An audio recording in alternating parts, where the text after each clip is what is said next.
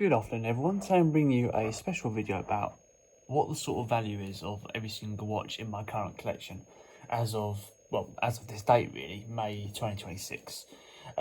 So the watches inside this box here, these are the ones that are part of my daily wears. I try and wear these sort of once a week really.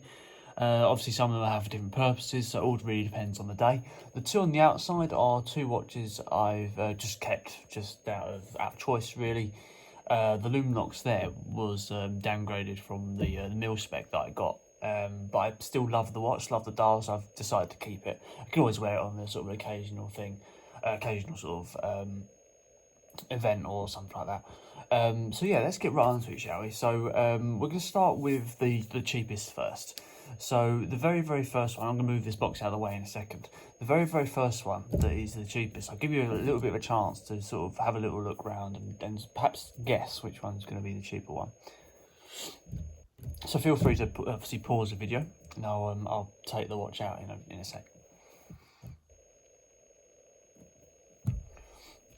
So the actual cheapest watch in my current collection is the Fossil Deca CH2867. Bought this watch mostly because I thought it looked like a mix between a Geiger counter and that watch that was worn by 007 in No Time to Die, that Rose Gold Omega. I thought that was sort of a good cross between these two. This watch gives off the aesthetic as if it was like what would happen if you mixed a watch with a Geiger counter, and I quite like the aesthetic of that. It's quite a unique style in terms of the orange hands that aren't luminous or anything like that. So that's the very first one, is the Fossil Deca. But when I move on, I'll move this box out of the way and then we'll line them up eventually. So moving down the line, so this one retails this one, I'm doing the original retail price that I paid rather than the value now. This one's £140. So moving down, we go inside the box now. So the next one is this rainbow one right here. So this rainbow one is known as a Paul Rich. It's made, I think it's assembled in China, but the actual watch has obviously won me over because of the sort of rainbow bezel and the black face. I wanted a rainbow watch for a while. I did have one, but I got rid of it, and then I saw this and thought it was really nice. Quite hard to find a baguette rainbow watch that's quartz. I'm a big fan of my quartz watches. I'm not big on automatic. I like to go to my box in the morning, pick out a watch, and I can just chuck it on for the day. I haven't got to worry about adjusting it. And I noticed that yes, the ticking doesn't look as good, but I'm happy for the watch to say near enough the correct time rather than have to adjust that as well. I just want to grab a watch and put it on and ready to go. So this Paul Watch, the limited edition one, only a certain number of these were made. This one retailed at £270. See if we can get that one to stand up. Okay. So yeah, there's starting the little line off there. So the next one in the list is this one in the very corner, one of my oldest watches. So this one's just a little bit more than the Paul Rich. The Paul Rich cost £270. This one retailed originally at £290 or £320 with your import fees. It's a Mathey Tissot Swiss-made quartz Pepsi, and back in sort of 2015 or so, I really started getting into watches, maybe even earlier than that. And I wanted obviously, who wouldn't want sort of a Rolex Pepsi? I wanted a Rolex Pepsi, but I liked the quartz idea. I didn't want to keep adjusting the watch over time. So I got this quartz Pepsi watch, and I wanted it to be Swiss made. I wanted to have the Jubilee strap, and I wanted it to have the Pepsi style bezel that's not the old fashioned style. I wanted the newer style one, and this essentially ticked all the boxes. Yes, there might be some missing sort of writing on the front. The writing's a little bit sort of cheap, but I don't mind little flaws here and there. Over time, over the last sort of 10 years, it's never had a problem really. Over time, it probably gains maybe a minute every 6 months. That's really good for a movement that's not the best, but not the worst.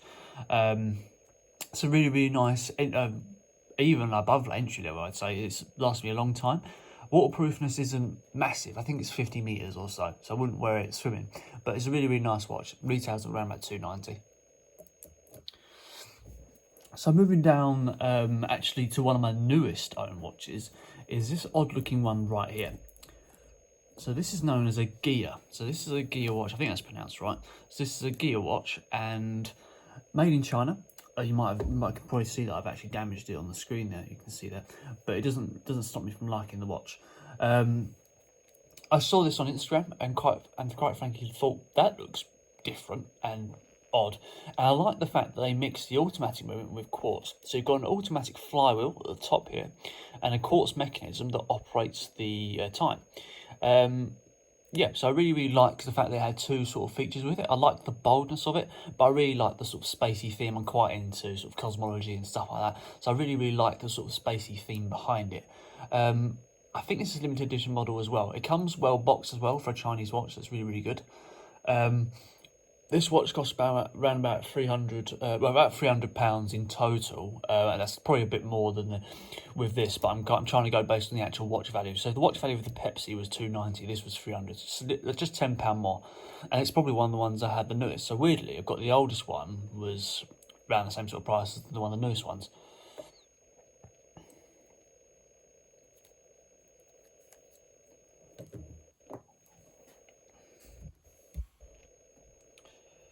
So, moving down a bit more into the 300 mark, we've got a Tissot PRX in the mint green dial. Now, those of you who've been with me some time have probably noticed this Tissot PRX crops up quite often, and you'd be right, it does.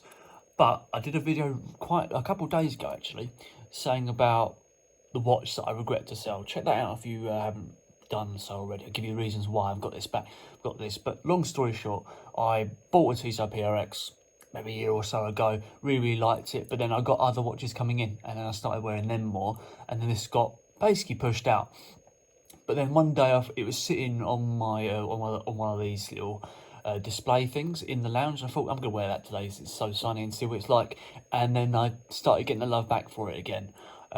So I went and got myself the sort of the strap adjusted and stuff like that, and went with it from there. And I really love the watch, love the dial, love the sort of mint green dial. It's the ideal watch if you want to have the mint green dial, because it offers you two-tone looks. Because of the line effect on the dial, the light catches on different parts of the watch at different points, so you can have one colour and then you tilt it a little bit more and you get different colour. You also get two sort of tinges of blue there. But this one retailed around about £320, and I got it up in the city of Chelmsford in the UK. So next one is a bit more sort of a classic. It's probably one of the oldest watches, not in terms of ownership, but the oldest, like the oldest made one. So one that was made a long time ago, and it's this one right in the corner here. So we've got a Accurist Grand Complication.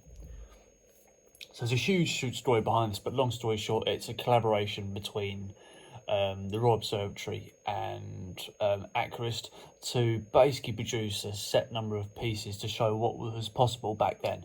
Released in just before the 2000s for the new millennium to celebrate that. Does millions of functions like moon phase, leap year, month tracker, stuff like that. A whole load of different sort of functions. But the original retail of the price of this was about 300 or so, but then you can't get them anymore because they're so sort of valuable. But so I tried to get to the closest price I could, and because I couldn't remember the price I paid, and the closest I can get was the auction value at £350. That's based on sort of modern standards, so it just sits in the mid sort of 300 tone. You might see prices of this watch before from like 150 to 350, but at the auction sort of value, and one's actually in stock, it went for about 350 or so. Fully working moon phase at the top there. I've had the strap replaced, hence the different colour on the strap buckle there. But really nice watch. Nice, excellent watch to own. I love wearing it. Just don't wear it in the water because it will literally blow up. Not literally, but... Move this box down a little bit so I can then shift them all down.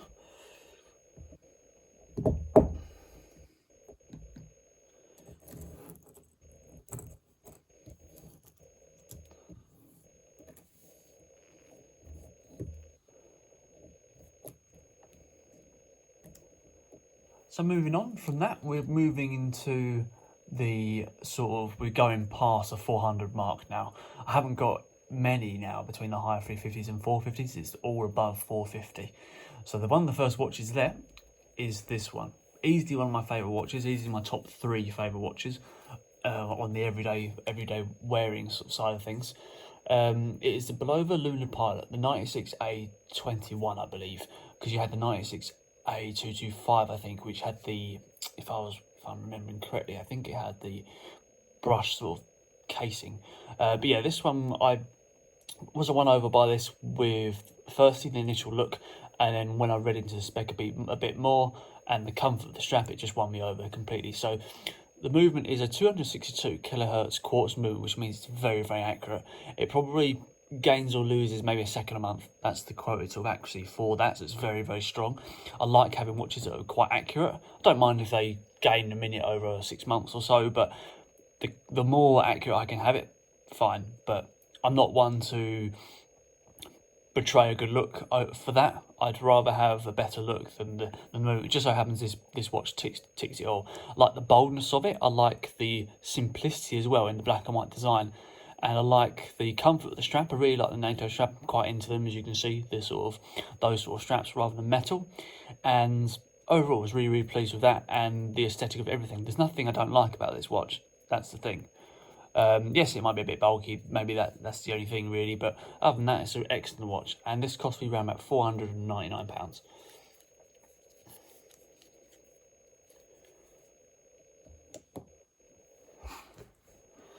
So now we're in the sort of past 500 now. So moving on, so these two are the same sort of price. We're looking at this one here, the Luminox Master Carbon Seal. So again, this is probably one of the watches I've owned the longest, along with the Pepsi. Fell in love with it simply because of its blue dial, and then because of that, Luminox as a brand drew me in terms of the aesthetic, the movement behind it. So inside here, you've got a gold-plated movement, for example. So it's very, very accurate. Hands line up really, really well, but I think it's the perfect colour blue, the perfect mix of blue and a bit of red to it. I like my blue and my red apparently, and it really won me over. I also wanted something to wear anywhere, so I could pair it with a compass. I could wear it deep. I can wear it deep diving. I can wear it swimming. I can wear it for sport. I wanted to watch. I could just have one watch for everything, and then ironically, I turned up buying a whole load more watches as time went on. But this one costs around about £600 originally, but they value now at £800 easily, because they're a limited edition model. It's called the Deep Dive Edition, so it's a very, very limited edition model. So let's move this up a bit, up to there.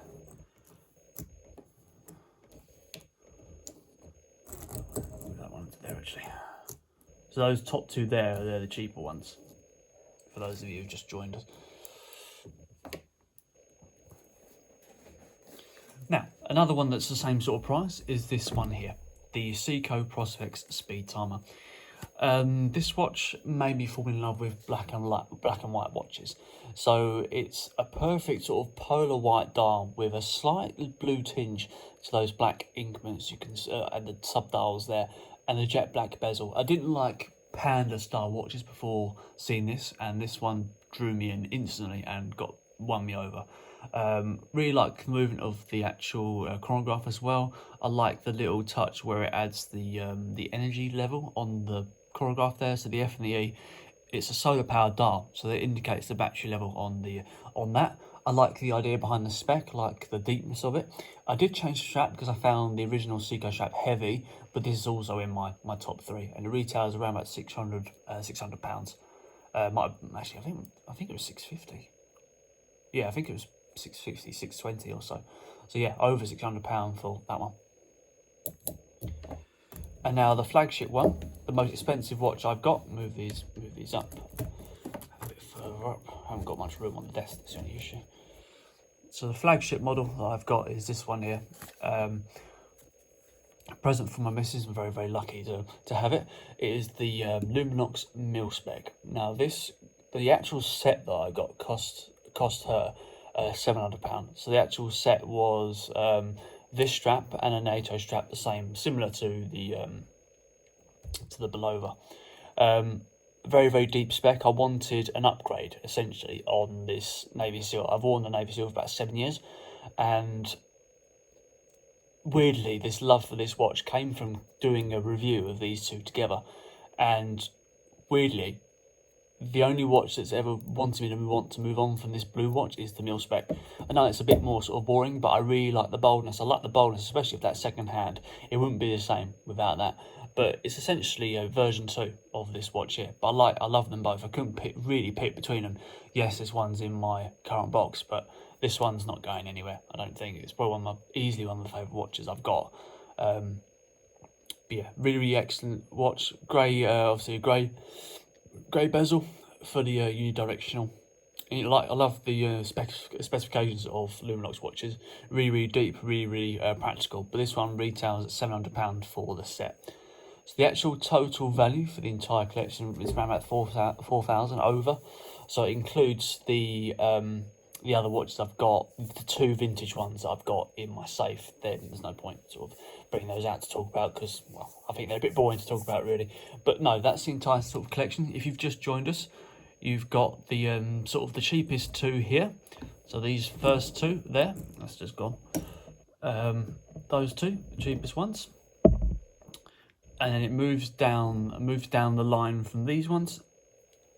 And then you've got this one here, it's most expensive. So 700 all the way down to £150 in terms of value.